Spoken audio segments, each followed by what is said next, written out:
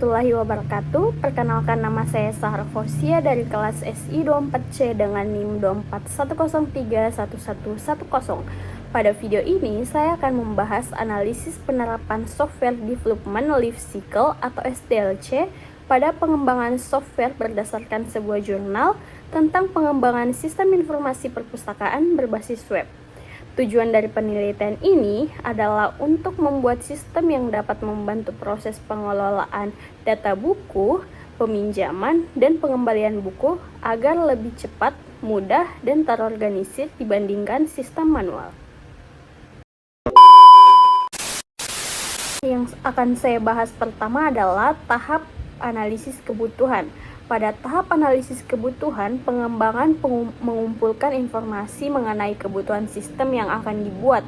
Contohnya adalah kebutuhan fitur seperti login admin, pengelolaan data buku, proses peminjaman dan pengembalian buku, serta pencarian data buku. Pihak yang terlibat dalam setiap tahap ini adalah sistem analis dan penggunaan sistem. Output dari tahap ini adalah dokumen spesifikasi kebutuhan sistem yang akan menjadi dasar pengembangan aplikasi. Selanjutnya adalah tahap perancangan sistem atau sistem desain. Pada tahap ini, pengembangan mulai merancang struktur sistem sebelum dilakukan pembuatan program. Perencanaan ini biasanya menggunakan diagram seperti use case diagram, activity diagram, dan perancangan database. Pihak yang terlibat pada tahap ini adalah sistem desainer dan programmer. Output dari tahap ini adalah desain sistem, desain database, serta rancangan tampilan aplikasi.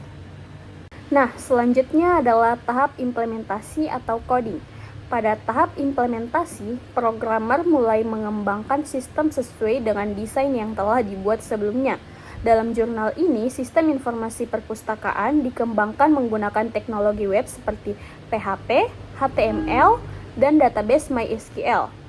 Output dari tahap ini adalah aplikasi yang sudah dapat dijalankan dan digunakan oleh pengguna. Selanjutnya itu ada tahap pengujian atau testing. Setelah sistem selesai dibuat, dilakukan tahap pengujian untuk memastikan sistem berjalan dengan baik. Metode pengujian yang digunakan adalah black box testing, yaitu pengujian yang berfokus pada fungsi sistem tanpa melihat kode program di dalamnya. Pihak yang terlibat pada tahap ini adalah tester, developer, dan pengguna sistem. Output dari tahap ini yaitu laporan hasil pengujian dan perbaikan jika ditemukan kesalahan pada sistem. Nah, tahap yang terakhir yaitu tahap implementasi dan pemeliharaan atau deployment dan maintenance. Pada tahap terakhir ini, sistem mulai digunakan oleh pengguna di lingkungan perpustakaan. Setelah sistem digunakan, dilakukan pemeliharaan untuk memperbaiki bug atau menambahkan fitur baru jika diperlukan.